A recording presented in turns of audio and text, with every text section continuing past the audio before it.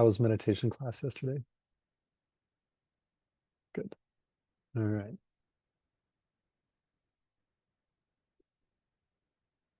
Rosie, did you go to her class? I should ask you. You didn't go.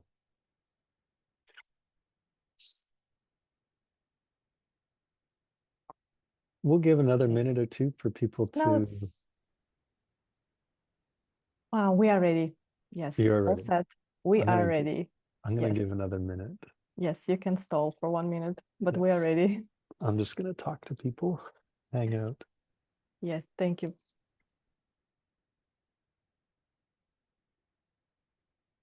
Anastasia, how are you?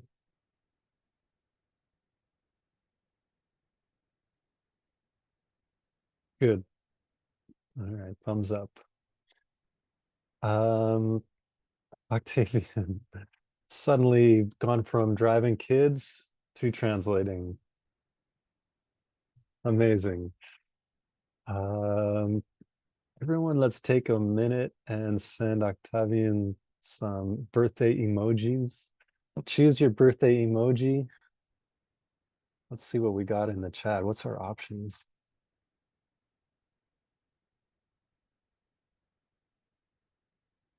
Send you a trophy. Thank you so much for translating. Is there a translator emoji? What would that be like? Anyway, amazing what you do. And happy birthday.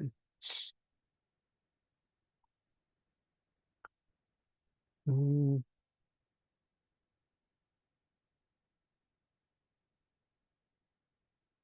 cool.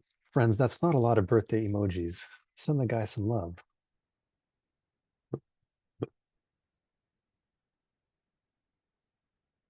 There we go.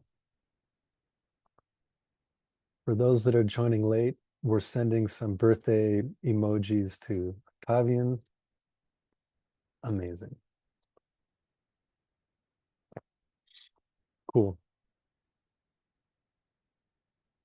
Happy birthday. I'd like to start by asking people to share any reflections they might have had, insights from last class with Venerable Jukmay. I stayed on a little bit after class with a few people, and it was great to hear what people had to say. I kind of wish that everybody had had a chance to hear. So if anybody can remember all the way back to earlier this week, and any insights from Venerable Jigme's talk, I thought it would be cool to start with that as a review, kind of.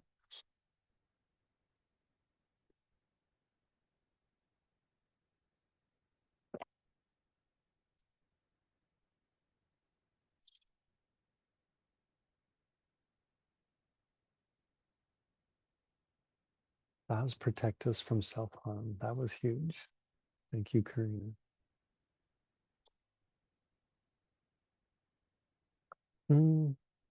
Let me add to the question. We're moving on from Vinaya with this class.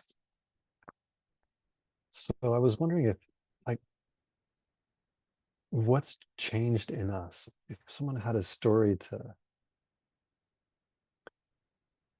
that because of our study of the Vinaya, they acted differently.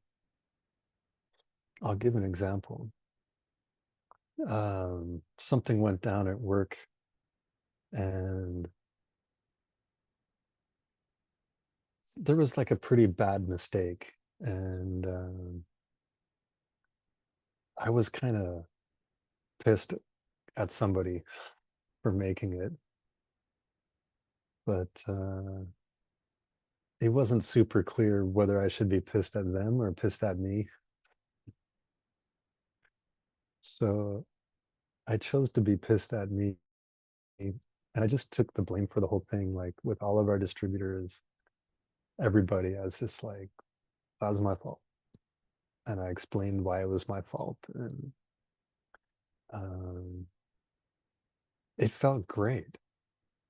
Like instead of throwing somebody under the bus or arguing in my mind or like trying to not try to find ways to not be the one responsible. I was just like, yeah, it was 100% my fault. Sorry about that. And it felt so liberating to like stop my mind from blaming. And then I was wondering if it was lying. Like if we take the like, oh yeah, that was all my fault when it wasn't really. It's like, is that lying?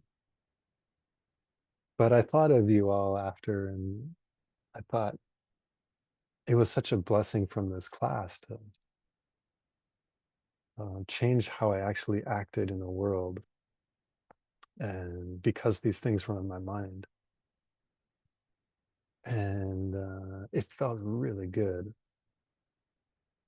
Um, I wanted to share a little bit if people had reflections from last class or reflections from the Vinaya aspect of this course.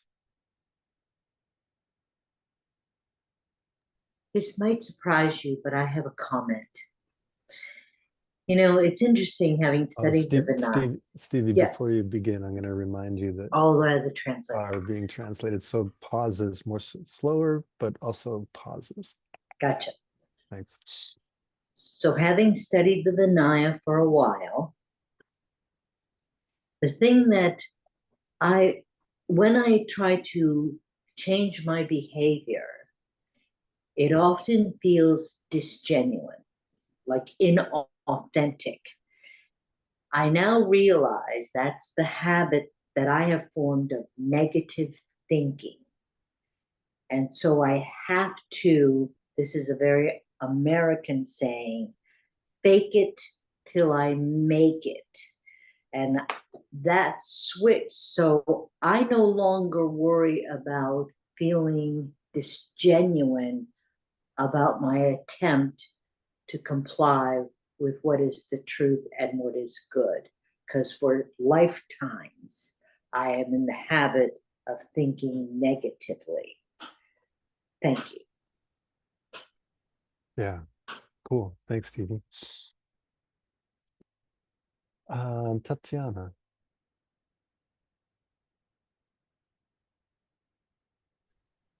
Добрый вечер. У меня Good evening, был everyone. вопрос, я его забыла, и вот сейчас I had a вспомнила. question and I forgot about it, but now I remembered. У меня получилось так, что It на happened 9-й курс on я that пришла during после the того, ninth как course, I came приняла обеты after свободы и I прибежища. took vows, pratimoksha vows and refuge vows. Именно потому, что я не понимала, что от меня I didn't требуется. clearly understood what I have to КП do. меня, ну как сказать, сподвигло, да, My мою karmic обету partner, бодхисаттвы, she has обеты действия bodhisattva vows уже. already. Я как бы все считала, Bodhisattva что еще vows, and I рано. was like thinking that И it's too early maybe to take vows. And she я pushed me догнала into it, группу. sort of. Тут And в so ваш I курс я попала на прямую came to this передачу. course И, and I started в общем, как receiving all бы these картинка classes. вырисовывается. И вопрос And у now меня I такой. have a bit Я clear заметила, picture. что And I've noticed that люди, people которые, мое ближайшее окружение, people которые around me, people that are не close to me, поддерживали меня that never в supported плане me изучения, в плане практик, in my studies, in my ну, practices, это ерунда, там, ну, все такое, да, they decided они that it's just уходят. not worth. То есть These я people are осталась disappearing out of my почти life. одна, у меня кроме And it нашей turned out that I'm санги like никого almost нет. alone. And I have only Sangha И and I я don't вот have сижу и any думаю, other может friends. ли And это I'm быть как thinking результат over and over принятия again, обетов?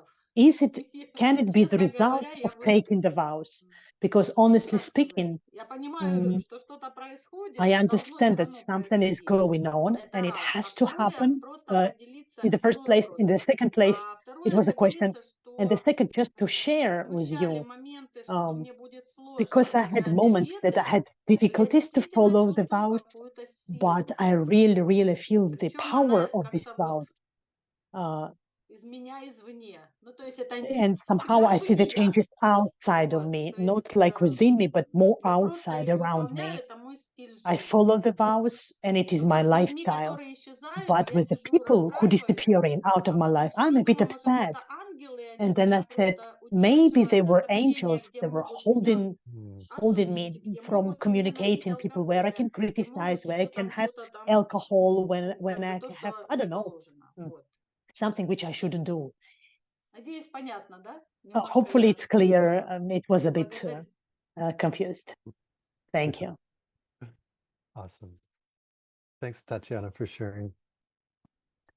Yeah, what a journey. I think very common when we start walking the path to be excited in the path and to be immersed in it, and our friends change. You know, particularly when there's big shifts. I think alcohol is a really big one. I remember for me that was a big change when I stopped drinking alcohol. Then my friends group changed a lot. So if you find your old friends are gone, if that feels sad, I would say that's a bad result. If that's great, that's a good result. Probably it's a little bit both. And I think really amazing to hear how you try to think of it. And I think there's times to surround ourselves with people that are Sangha, that are studying, that support our practice, that are reminding us of when we complain, they're like, well, you know, you know, and that's all that needs to be said. But I think there's I've seen people regret letting go all of their old friends also. And I think it's healthy and good to maintain relationships with people that aren't in Dharma, that aren't studying what we're studying, and to spend time with people. And we don't have to talk to them about seeds. We don't have to get them over to our team, but to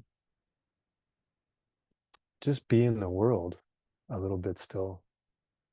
And to choose there's times to let go of friendships, and that's healthy. But I think we shouldn't, well, they don't believe in seeds, so it's bad to hang out with them or something like that. So I think we can, I've just seen it a lot where people kind of get to a place where they let go of all of their friends that aren't involved in yoga or involved in Dharma, and regretted that. So I think we need to find a balance. That's my experience or my feeling. Hope that's helpful. And thank you for sharing. Roxana, vows aren't to stress us out. That's awesome. Make us more aware of our thoughts. I love that about what Venerable Jigme said. 363 vows that make me watch my intention with every single thing I do. I thought that was so cool.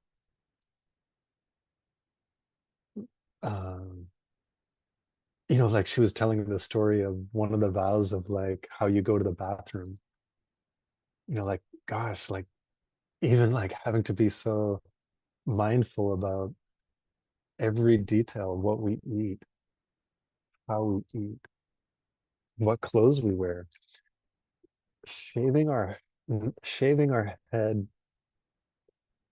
to remind us of renunciation, or not shaving our head so that we can help more people, like wearing robes so that we can remember we're trying to see emptiness directly, or making the decisions not to wear robes so that when people see us, we have an opportunity to relate to them. Like every single aspect of life is something we can bring our mindfulness to. So when she talked about that, I thought it was so cool.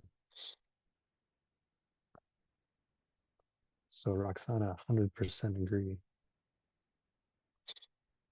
That was really a highlight of her talk for me.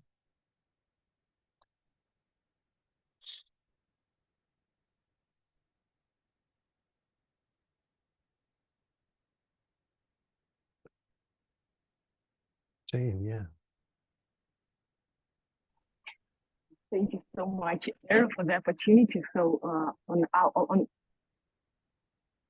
one of our lessons before, you mentioned about that we can realize that seeds can come out during our dreams. So how can we understand that, for example, nightmare is related for the bad sleep or something like that? Or maybe I misunderstood something, but after you mentioned that, I was thinking about that, and I'm really interested to know what do you think about bad sleep and our dreams. Yeah. So I know the audio was breaking up a little bit, but the question is talking about bad dreams and the bad seeds that create them. Geshe Michael talks about the actions in our dreams. Like if we kill somebody in our dream, is there a seed planted? And the books say there is a really, really, really, really, really, really, really small seed that lacks power because there's so little intention.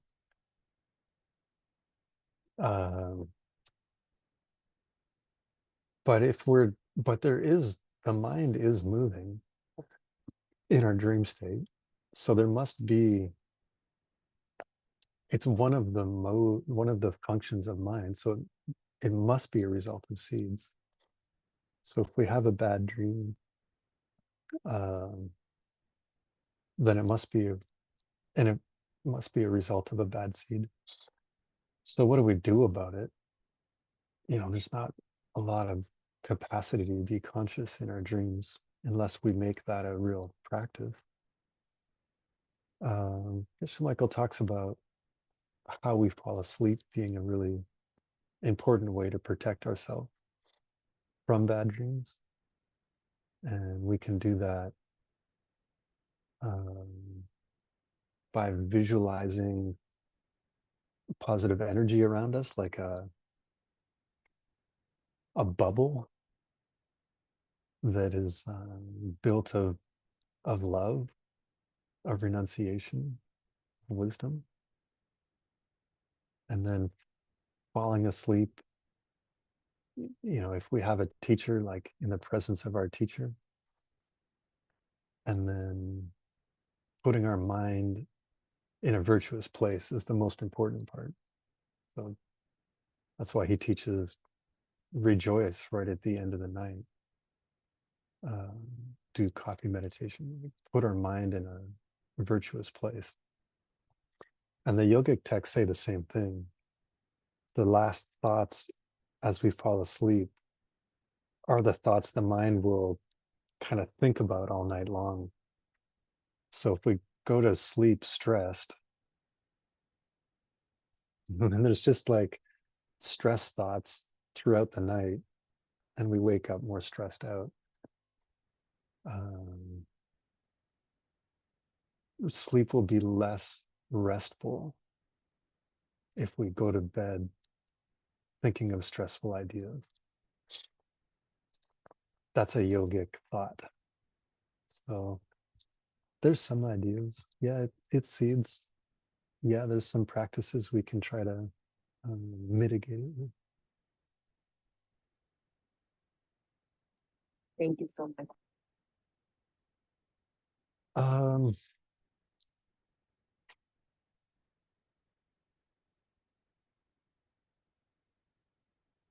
Yeah. Any other last thoughts?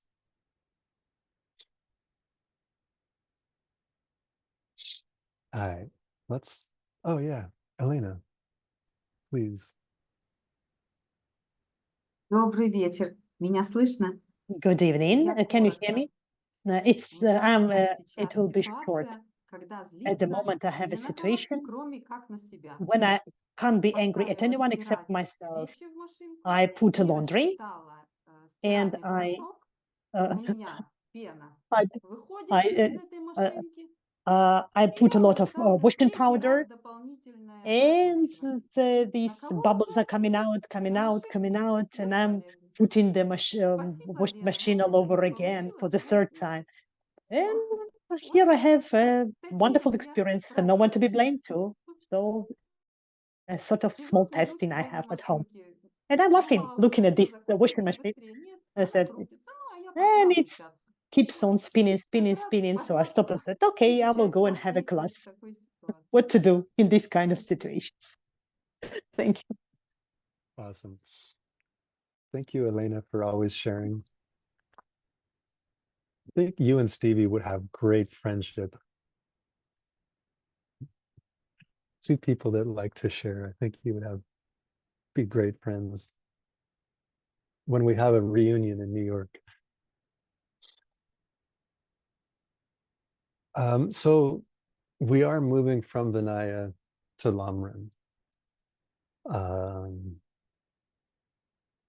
As we started, Vinaya is a little, when Karina asked me to teach, I was like, I don't know if I want to teach Vinaya. It's so monastic. And that's just not, like, how is that applicable to most people's lives? And so it's been really great for me to go through the course on Vinaya and to see how applicable I could make it. And it's interesting to me to know how many vows monks have, how many vows nuns have, but it doesn't change my life that much. But kind of re-examining, what we did was we had spent time examining core values. We talked about monitoring or tracking our efforts in keeping those core values. And we talked about repairing those broken vows when we step on them. And that's been immensely helpful and beautiful for me. So I've really enjoyed that part of our journey. What do I believe in? Okay, here's my set. Here's the things I believe in. And then taking the next step of trying to actually live it. And then when I succeed and when I fail, to kind of feel good about the successes and have some determination about getting better in the failures.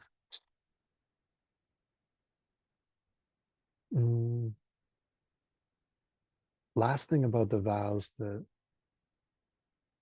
I really was reflecting on. What does Vinaya mean? Going way back to the beginning, what does Vinaya mean? And it gets translated in Tibetan as Dua, which means tame the mind. control our thoughts and senses. Go on, thank you. Control our thoughts and senses. So, and then why are they called pratimoksha? Because if I do control my mind and my sense powers, if I do keep my commitments, then those that do that will get liberated. They will, those that stop creating bad seeds will be free of the result of bad seeds. Those that don't stop doing bad seeds will not be free of the result of bad seeds. And the vows are meant to protect us from that. And that's why we take refuge in them. So the other thing that I really enjoyed was what's the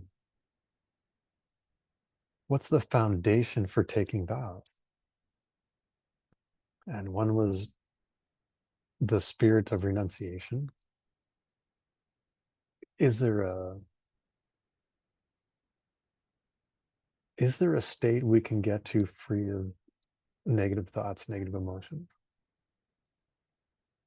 And to have some renunciation for the things that would prevent that. So it's like this, it's the vows are taken out of the desire for freedom. And that leads us to taking refuge in the vows. Because vows are the things that protect us from being a jackass. Curious how that got translated. Like,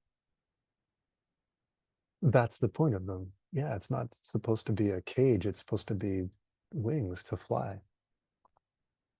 Okay. So at this point in the course, we move from Vinaya. That was as far as Geshe Michael was willing to take us down the road of Vinaya.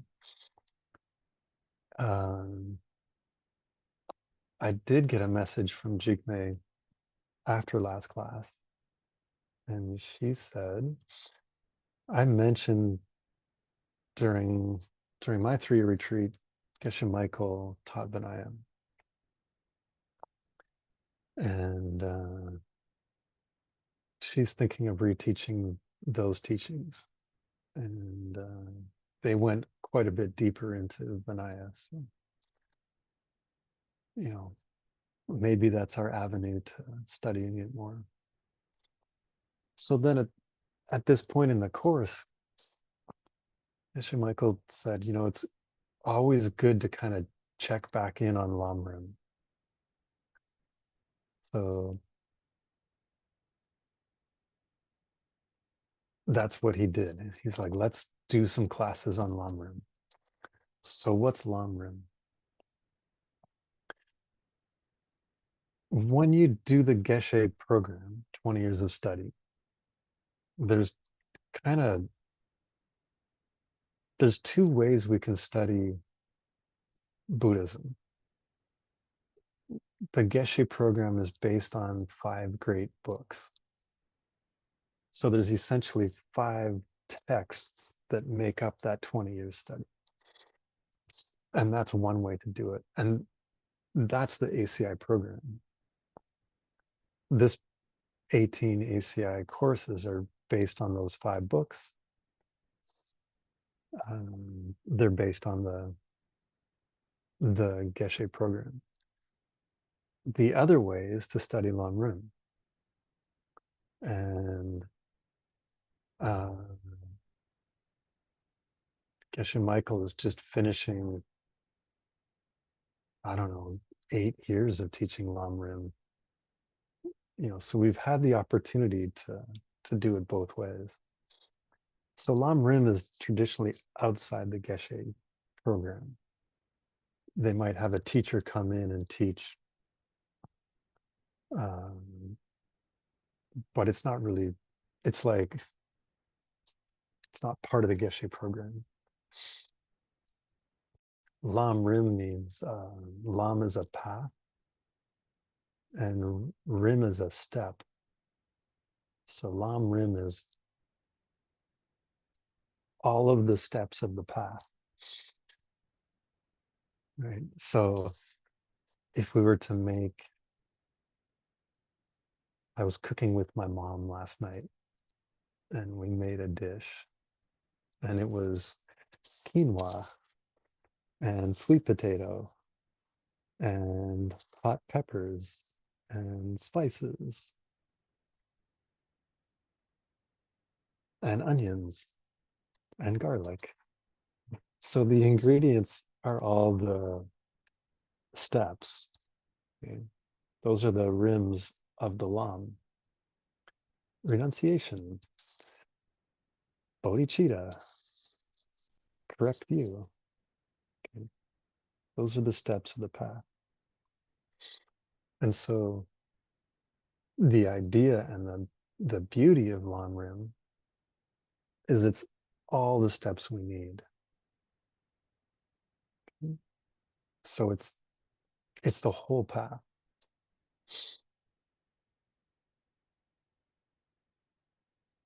And if we take one of those ingredients out, if we take the sweet potato out, the dish is no longer complete. If we take bodhicitta out, the path is no longer complete. We need all of them. We need all of them, and it's everything you need. We don't need to add a bunch of mushrooms and red pepper and eggplant, and it's just going to make the dish, I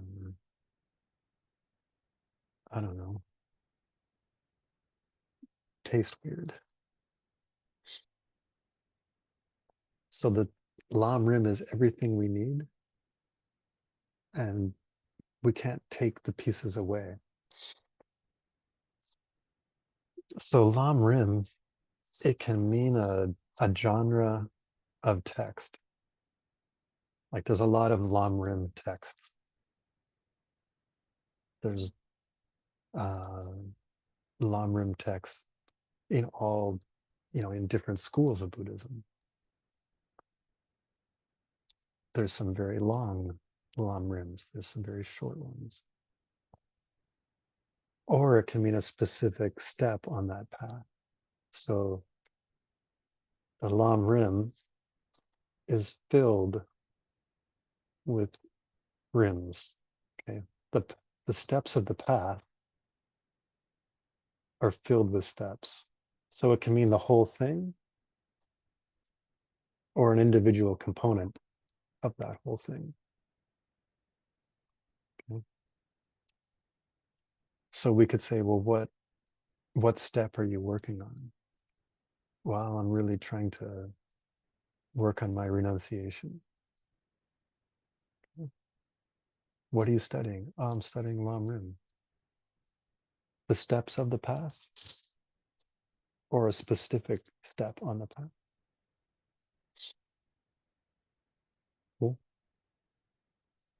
We're going to talk about the lineage of the Lam Rim.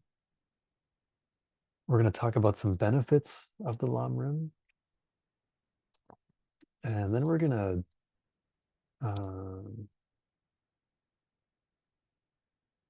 what's the word? We're gonna go off track. We're gonna go off road. And I want to talk about some specific steps, and then we'll do some meditation on those steps. Okay? So we'll diverge a little bit from how Geshe taught it. Don't tell Geshe Michael.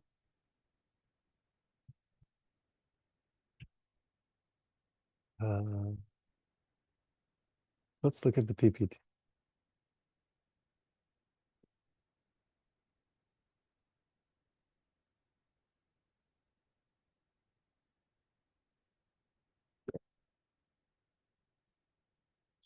Here's the text he chose. Big shocker. He chose a text by Jetsun Kappa. What do you know? Jetsun Kappa wrote a lot of Lam Rim texts.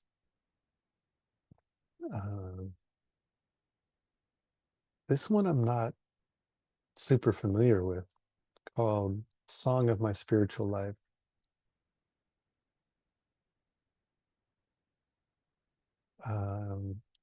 The brief presentation of the steps of the path. And there's the commentary. I'm sure that's on the homework. You now have the information. Chone Lama, the author of the commentary, very, very famous in our lineage. A lot of what we study comes from Chone Lama. He's a very clear writer, and he kind of is good at, if there's any sort of question or a gray area, he goes and figures it out. And Geshe Michael translate a lot of Jetsun Kappa, but he also translates a lot of Chone Lama. I think it's one of his favorite sources to go to explain Jetsun Kappa. So when you see Chone Lama, it's like, okay, good. This is our lineage. This is a trusted source. So he's a good name to watch out for. When you're going through the ALL database, or we study how to use that, and you find something from Chone Lama, okay, cool, stop. What does Chone Lama have to say? It's important. Next slide.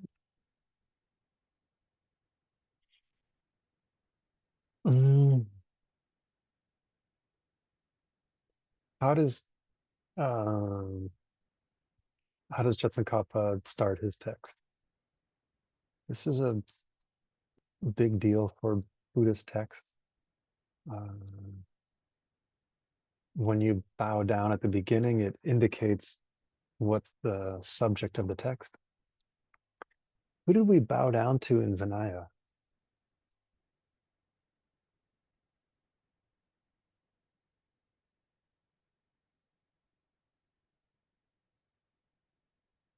Oh, and good, Lord Buddha. Why?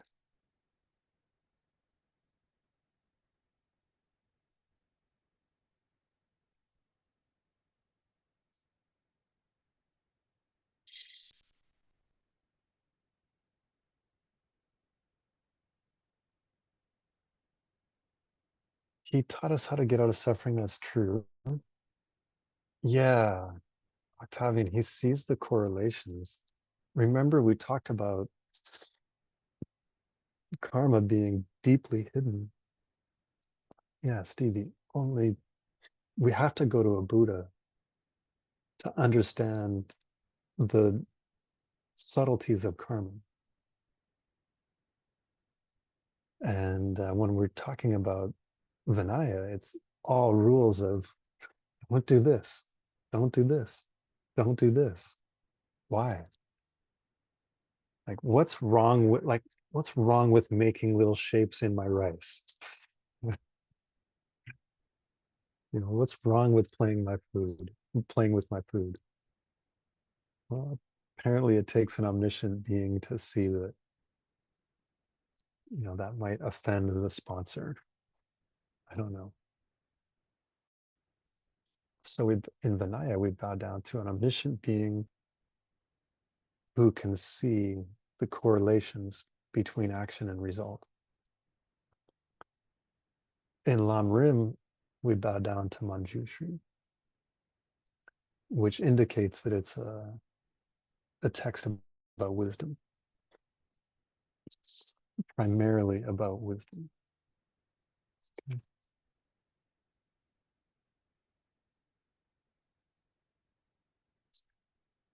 Let's do the next verse. Okay, here's our lineage. Mm, I see Sarah didn't put me on the slide. I'm slightly offended.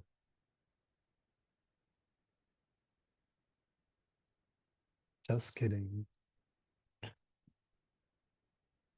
So who starts the Lamrim tradition?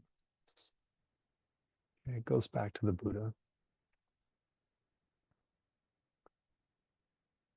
And it's a little obscure. He didn't say, here is the Lamrim. You know, there's no sutra called the Lamrim Sutra. But obviously the teachings go back. Next, we have Maitreya and Manjushri. Who's Maitreya? Who's Manjushri? Mm,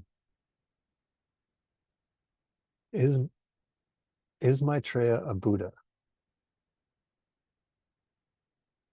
Raise your hand if you agree Maitreya is a Buddha.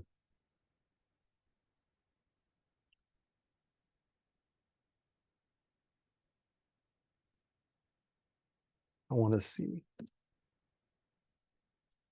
There's not a lot of votes. Nicole is yes. Tatiana, yes. Team, yes. Marina is trying to equivocate. Elena, yes. Benji, yes or no?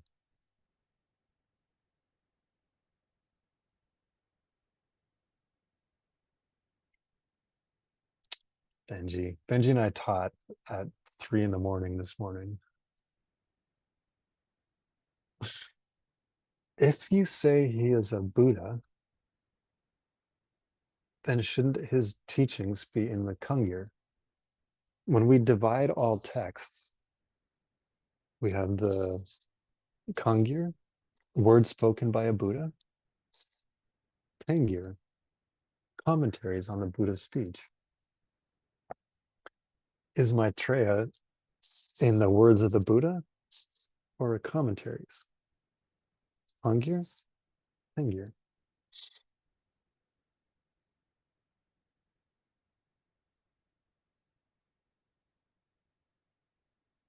Maitreya's in the Tengir, the non-Buddha basket. Okay. So they're in the section of books they're not in the section of books spoken by an enlightened being.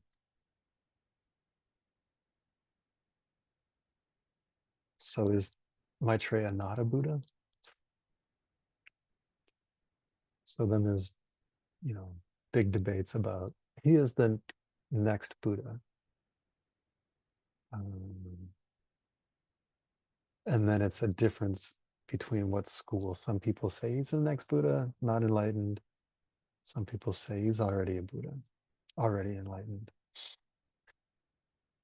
He kind of,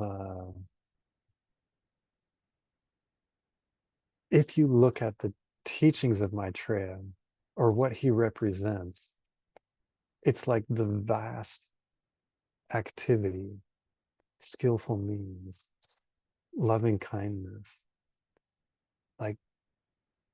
like giving people what they need, giving people what they want.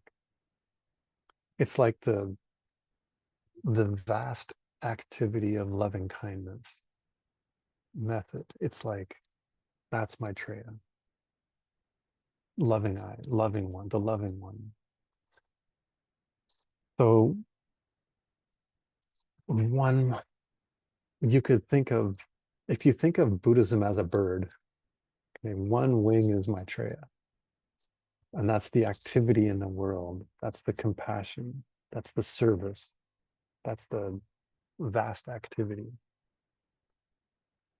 And then the second wing is Manjushri, which is the wisdom side, understanding emptiness. And so we need both. We need the generous compassion, giving, but we need to combine that with wisdom.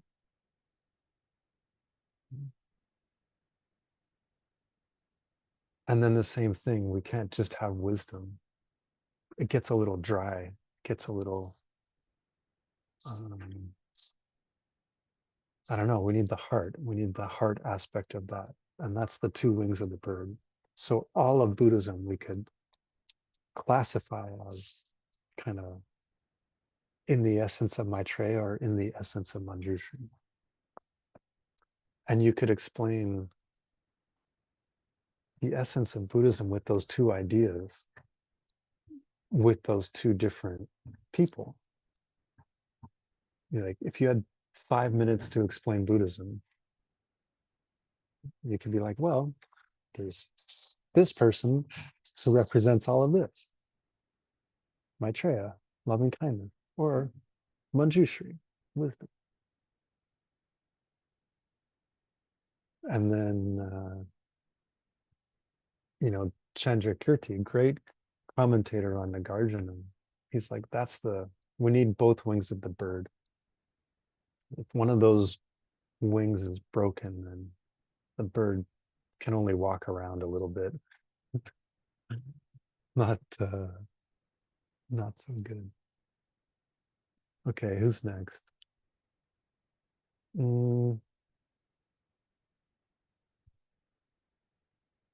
Nagarjuna is sometimes they call him second Buddha. And the person that really started the lineage of teachings on wisdom. And everybody goes back to his text, which is called Wisdom. Okay. And then we have a Sangha. So a Sangha and Maitreya are related in that the books come from Maitreya dictating his teachings to a Sangha. And Nagarjuna writing the wisdom of Manjushri. Next is Atisha. Atisha, he writes the first long rune. It's called Lamp on the Path. And so he's kind of the first person that combines these two lineages.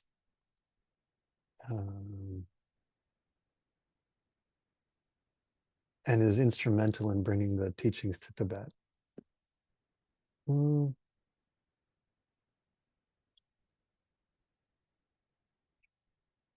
then there's, from Atisha, a pretty clear person by person, generation by generation account of the teachers of the lineage. So why does these reflect the first 5 verses of Jetsunkapa's text? Why are we talking about this? Because Jetsunkapa did. It's a short book. Why is he spending so much time on giving us lineage? Like, why is he wasting a whole 5 verses on lineage? And I think 2 things. One, to get us to see that this wisdom goes back in an unbroken lineage. In the Vajrayagini lineage, you can see how clear it is going back 1,000 years. Like I could give you, every single person in that lineage going back to Naropa. Not every single person. I could give you, without a gap, how that lineage has gone from 1,000 years ago, Naropa, to today. It's all unbroken and documented. And it's the same thing with Amrin. We can go back to Atisha and say, well, this is the teacher that passed it to this person. This is the teacher that passed it to this person. And so on, all the way up to Geshe Michael. No problem. So part of what he's saying is have some faith that these things, the lineage is solid. And then when we realize that, there should be a next thought of like, oh shit, like, now what?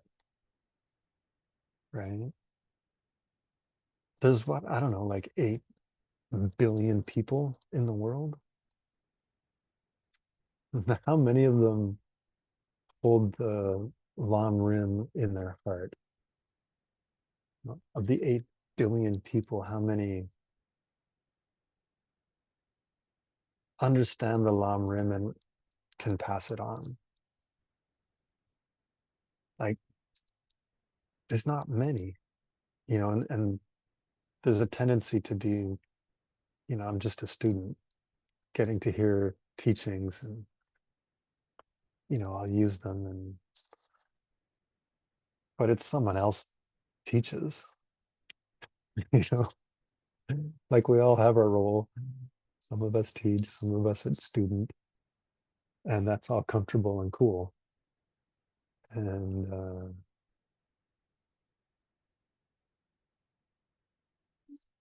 I don't know, like how strong is the 2,500-year-old lineage in the world right now? And so, you know, we have a role, like Karina's role of hassling me enough times that I agree to teach, or the people that show up on this call that make it possible, or the translators, or the tech people, ACI, hosting the whole, you know, hosting the whole program. You know, someone making the slides, Marina sending out reminders, classes in an hour, super helpful. You know, the people that share ideas, that bring inspiration, the Stevies and Elenas that share their wisdom and Venerable Jigme. It's all part of what holds this magical thing together. And when we think of it lasting 2,500 years, it should also make us be like, okay, what's my role? What's my part? And part of that is listening, you know, reflecting.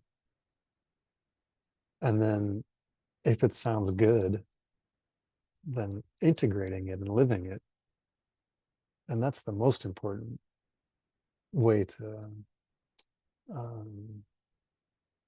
have the teachings continue in our heart,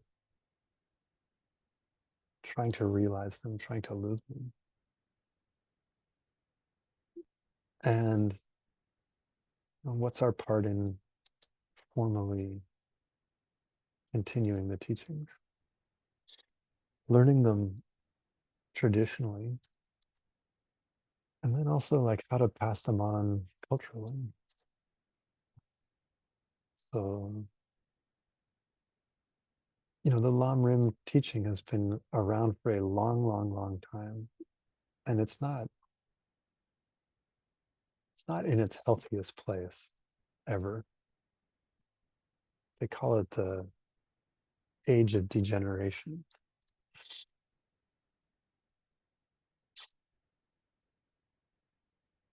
There was a story I was going to share about that, but I'll have to save it for another day.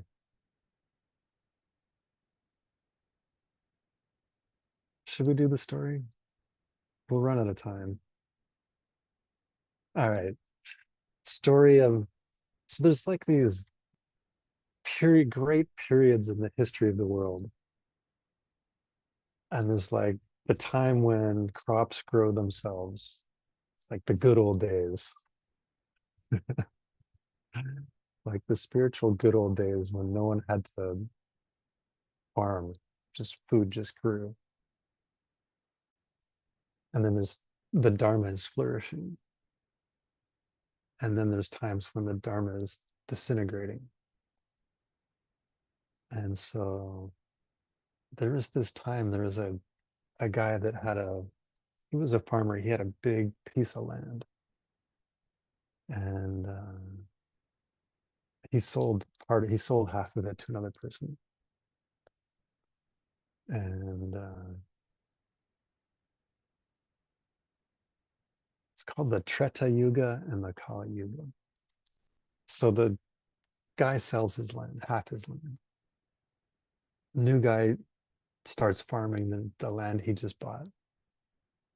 And he's digging in the land, and he digs up, and there's this chest of treasures, like gold and silver, precious gems. And he's like, oh my God, this guy forgot he had buried all of this treasure on this land. So he digs it all up and goes to the person that sold him the land, and is like, hey, I found all your money, and tries to give it back to him. And the guy's like, oh my God. And he says, no, I sold you that land. We had an agreement, and that's yours. You have to keep it. And the other guy is like, no, this is all your stuff. You just kind of forgot about it, and I couldn't possibly keep it. You have to take your gold back. And the other guy's like, no, we had a legal deal. That's your land. Everything that's on that land is yours. And so they argue and they argue. And the sun goes down, and it's time for dinner. And they're like, look, let's just go have dinner. We'll go to sleep. We'll talk about it in the morning. So they each go back to their house. And then they start thinking, and they're like, that really is my gold. The other guy's, he's right. It was on my land. I bought that. I bought that land, and everything on that is mine. He's right. I should keep it. And they wake up in the morning, and they go and meet each other, and they start fighting over whose gold it is. And they say that night is the night that you go from the age of prosperity to the age of degeneration.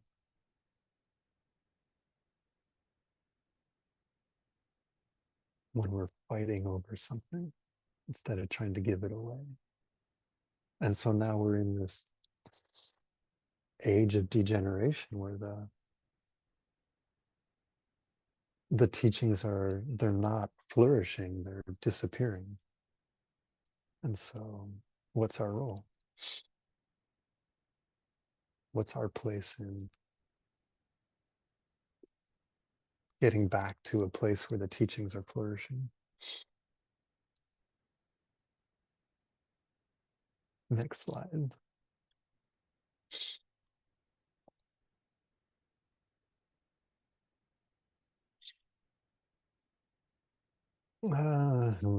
Next slide. Lam Rim is a wish-giving jewel. Next. Okay. Qualities of Lam Rim.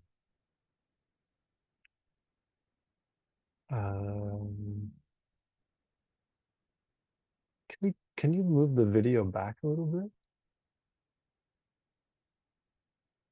Forward a tiny bit. So you can see the t-shirt. And then you can try to figure out what the t-shirt says. There we go. While I talk.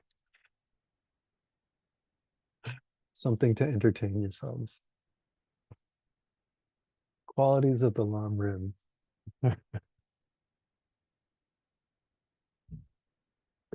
Bonus points for whoever figures it out. Um,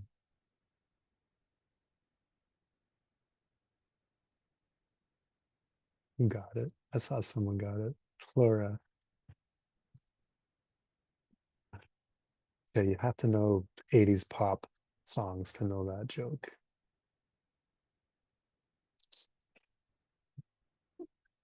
Okay. Qualities of Lamrim. Here's why Lamrim is cool. One, you understand that the teachings are totally consistent, and that how unbelievable, like what a genius the Buddha is to come up with a system that fits together so perfectly.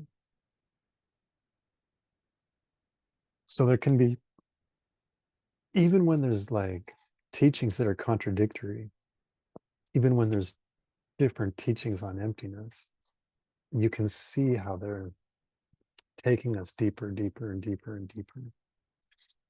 And the more we study Lamrim, the more we see how the puzzle just interlocks perfectly, and how every single part is designed to help people reach enlightenment. Second,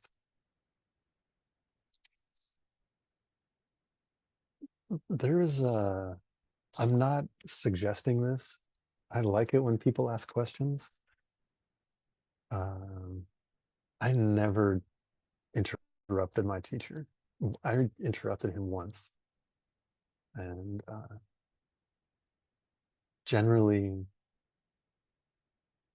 I was like, I don't need to steer the class because I have faith that my teacher is telling me what I need to know.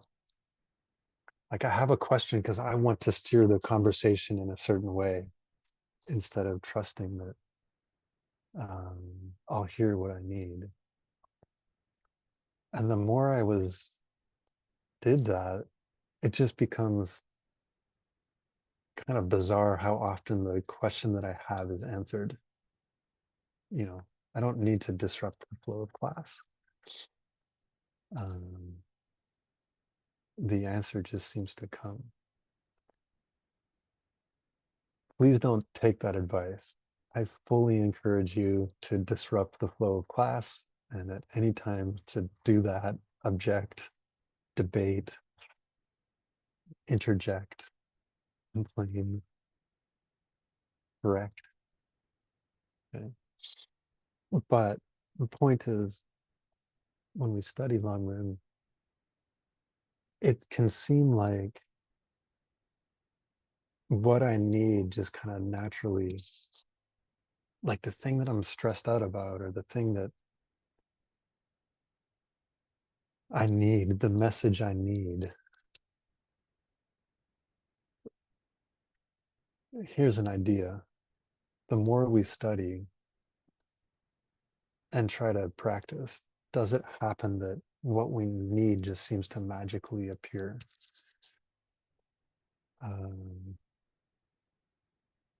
Or that these things just kind of start to become more and more personal advice. There'll be a question I'll be thinking about, and someone will just happen to magically call me up and start talking about that thing. So the Jetson Kappa says, yeah, that's a quality of the Lamrim. If you notice that, you're not the first person. It seems to happen with Lamrim, apparently. Okay. Number 3, you grasp the intent of the Buddha. You see that every point of the Lamrim is necessary. Nothing is extra. Like that. 4th,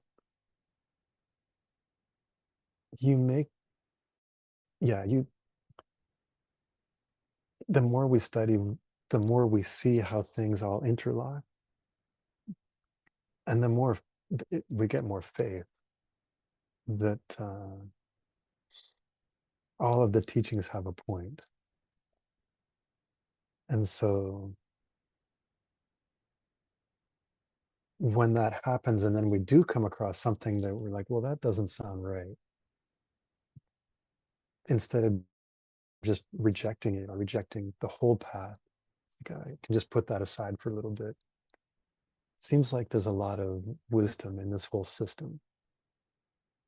That point, I don't get. That point seems weird. I'm putting it aside for a little bit. And instead of like permanently rejecting it. So there's, as we study Lam Rim, one of the benefits is that we get faith that, you know, maybe every point is important. We might not understand it. It might seem wrong, might seem contradictory. Okay, I'm going to put it aside.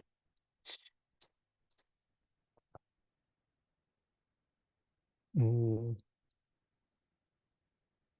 that, yeah, and then we start to see that all the parts are important. Like I've seen modern books that are like, Buddhism's great. We should just teach it without karma and without past and future lives. Great system. That karma bit is weird and past and future lives are weird. Or Geshe Michael tells a story of going to a major publisher, and the publisher saying, the emptiness bit, great, but can you take the part out about morality? Morality is boring. Can you get rid of that part of your book? Morality is not really relevant. Just take that bit out. And so, we can't pick and choose the parts we like and the parts we don't like. Some of it we can put aside. Don't reject it. Next slide.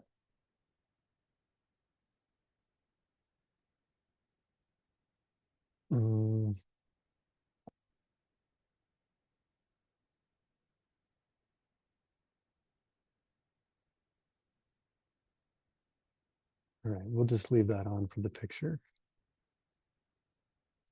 And I want to talk a little bit about what are the components of the Lam Rim. The Lam Rim is, you can divide Lam Rim into three different sections. Brilliantly named lower, medium, higher.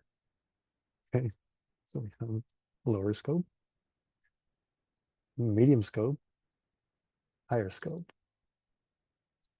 All of the points of the Lam Rim belong in one of those three.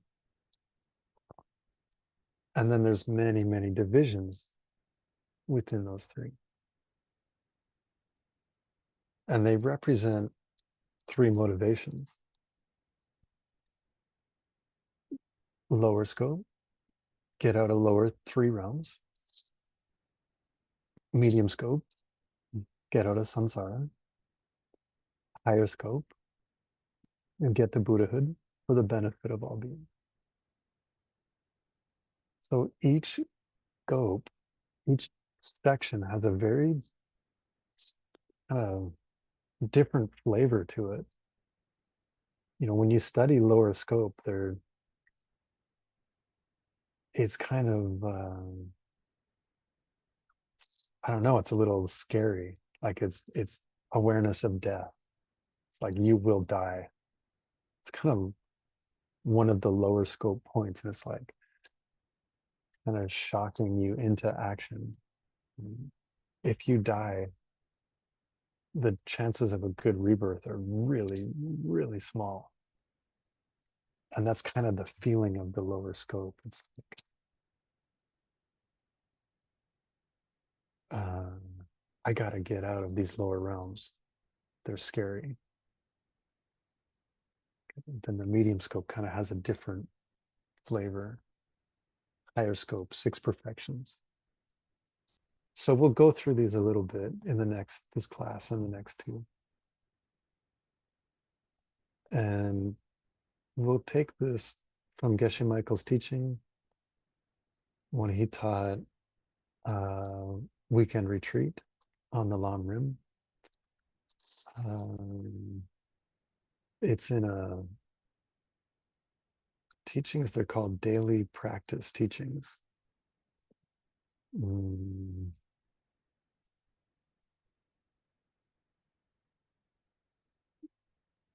You can find them at that website.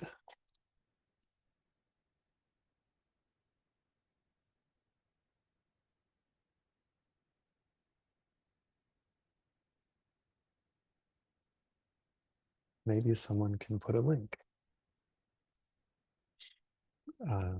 But it's amazing. It's a great 4-day retreat that he led that goes through all the Lam Rim in a guided meditation. We did it in a retreat, Nicole and I, 2 years ago. And I'm really hoping we can do it again. It was one of my favorite retreats that I've ever done. And so we'll kind of steal from that. So this isn't what Geshe Michael taught in course 9, but he taught it in that module. Let's talk lower scope. There's 4 aspects of the lower scope. I did not make a slide.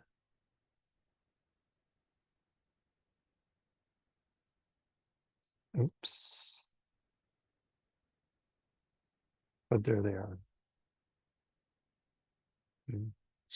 Those are the 4 main topics in the lower scope. There are 2 preliminary topics before we hit those. The first one is understanding the precious opportunity we have right now. Having some renunciation. Realizing that all the good things in life, they're not ultimately satisfying. There's something behind happiness that isn't the acquisition of things.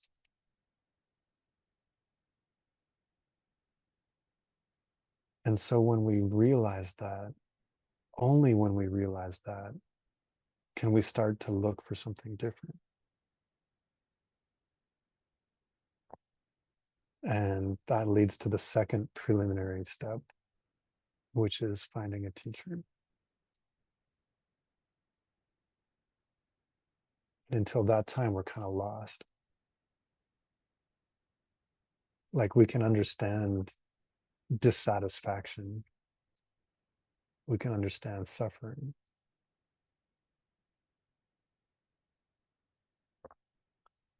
But it's not likely that we'll figure out what to do about that without a teacher. So the 2 preliminary steps are like, oh, life, there's a problem. I just can't quite be happy. Trying to satiate my desire with food and sex and money and activity and entertainment. It just doesn't work. Something's missing.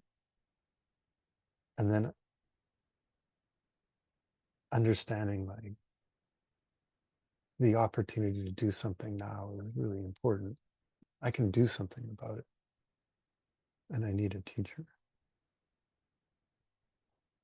And so when Geshe led the meditation, which we'll do in a second, it's the first step is like walking through a forest, feeling lost.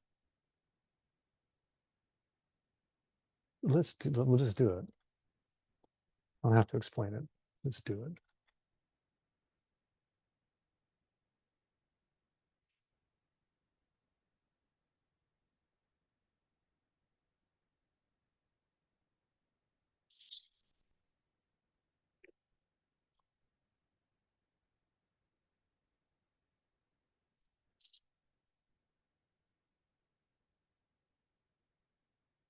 All right. I see people stretching. Do what you need to do. Set yourself up.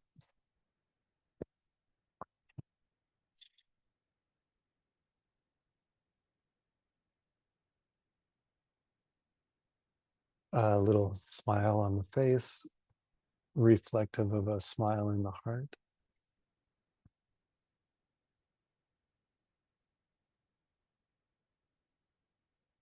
Sense of it's just so beautiful to be with all of you here. Appreciate you all so much.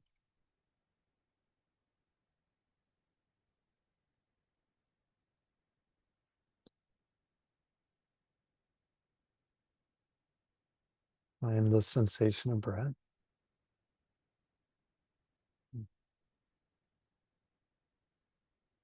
Using that to be present in the present.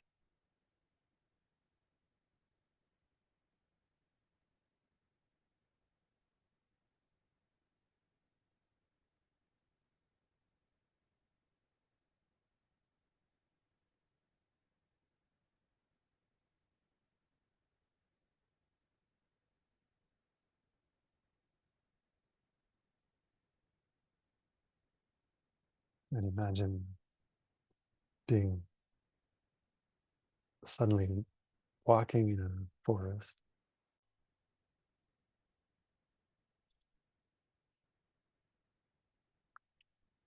And there's no real path.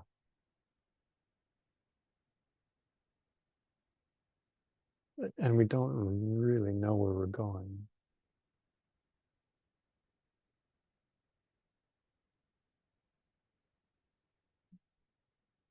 So having to kind of fight the brush, the small plants and the branches of the trees.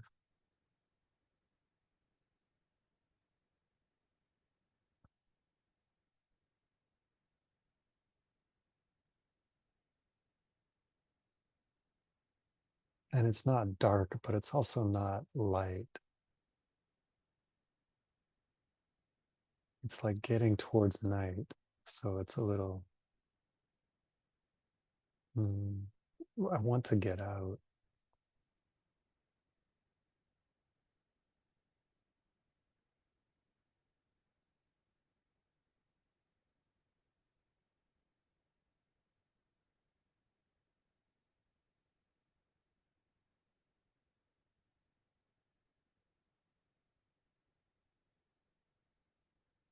Feel what it's like to be walking lost.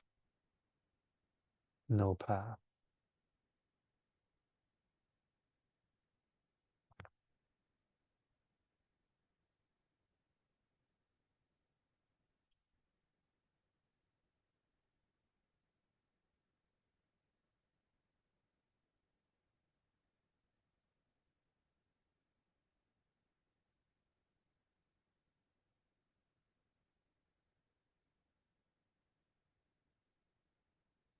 And then you start to see the forest becomes a little more, less dense.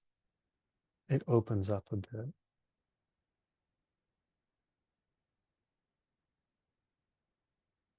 And we can we see that it opens up into a meadow, grassy area.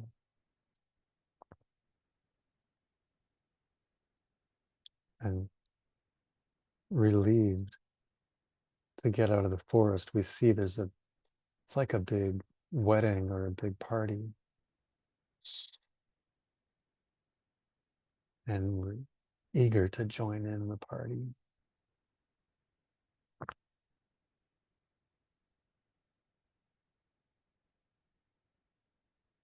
Tables of food and the singing and the dancing and the drinking.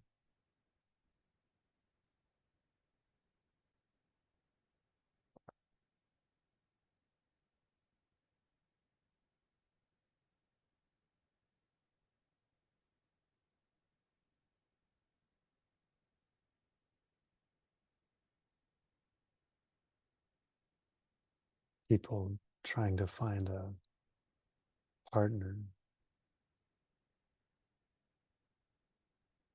trying to enjoy the pleasures of life. Join in that.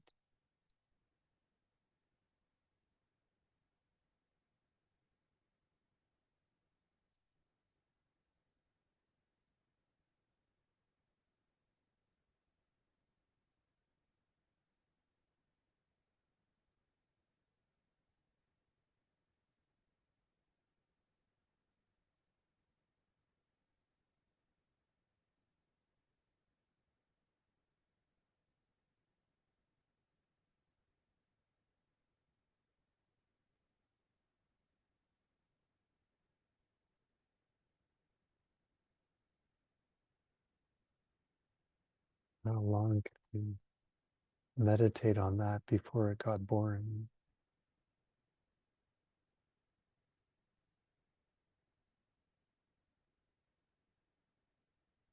How long could we live like that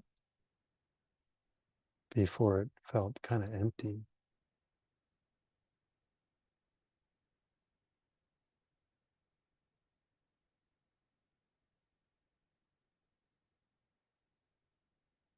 The hangover of chasing desires, realizing there's nothing that we could get that would eliminate desire.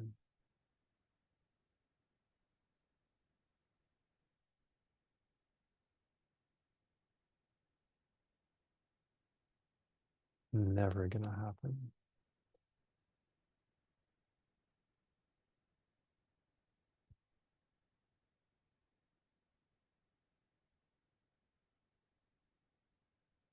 And so start to get a sense of that dissatisfaction. This can't be it. There has to be more to life.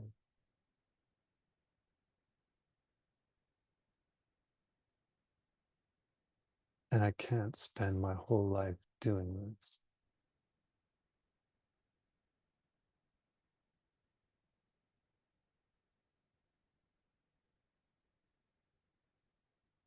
And so we walk away.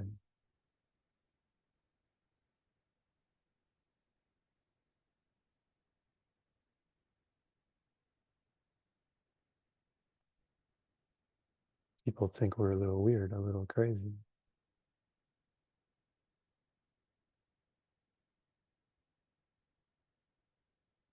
We leave some good friends behind.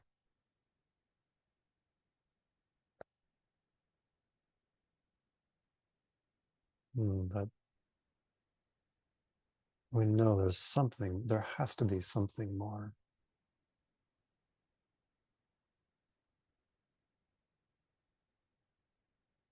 And down below we see like a river, and there's a man with a boat. So we walk down this hill down to the river, and this person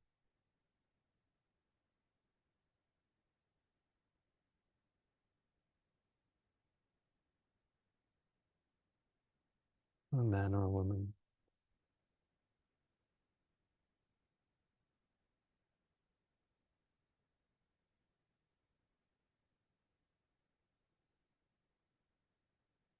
and we don't know them, but they seem familiar.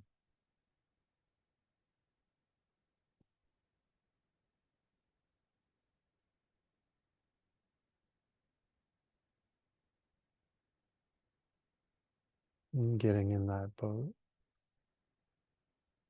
They take us across to the other side.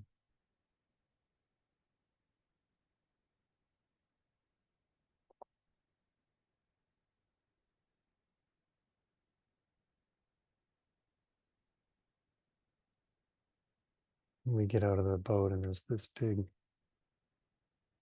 of like a big castle.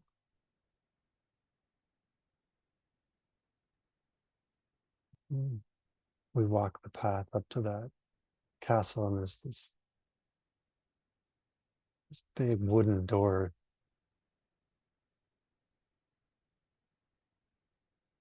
That we'll go in. So we pull against that door, opening this big, massive door to walk into the first room. It's dark. A few lights, torches on the wall.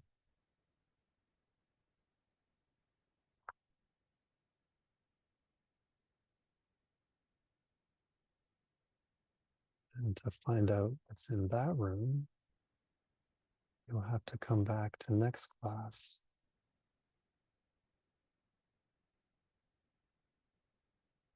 Because we are out of time for today.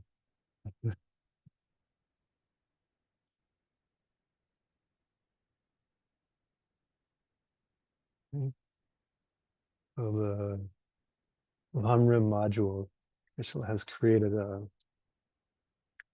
visualization that takes us through each step of the path. And we'll try to do it over the next 2 days. Okay.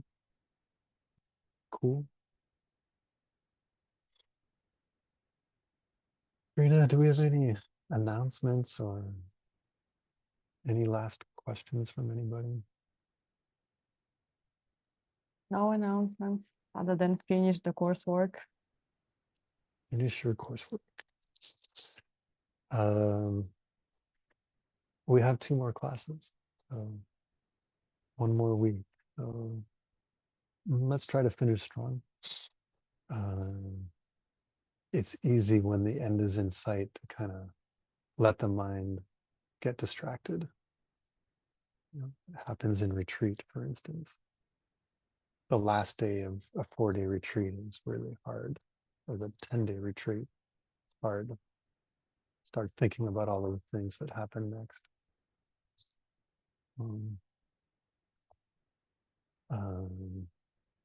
Let's make a resolve to do the last 2 classes nicely. Last thing, translators, thank you again. Octavian, happy birthday again. Frank and those behind the scenes, thank you again. And really appreciate getting to share these ideas and keeping my mind on these things. It's been extremely helpful for me. And I appreciate it. So I look forward to our seeing you next class, if not sooner. And have a beautiful rest of the day.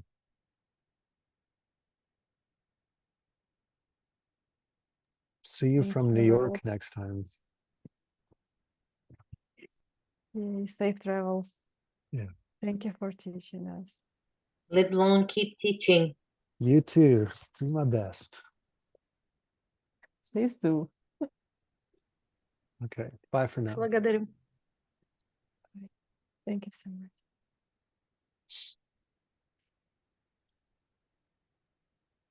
Thank you.